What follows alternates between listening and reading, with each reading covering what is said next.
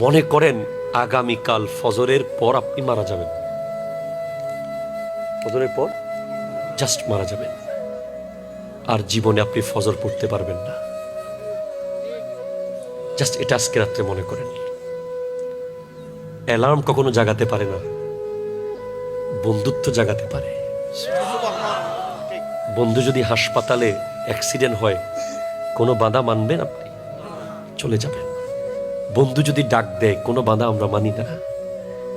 আপনি অ্যালার্মের উপর ডিপেন্ড করিয়েন না, ওয়াজের উপর ডিপেন্ড করেন না। জাস্ট মনে করেন যে ফজরের সময় আপনার রব আপনার জন্য অপেক্ষায় আছে, যিনি আপনাকে কিডনি, লিভার, ফুসফুস, হার্ট, ব্রেইন, চোখ, নাক, কান সব দিয়েছে, সব।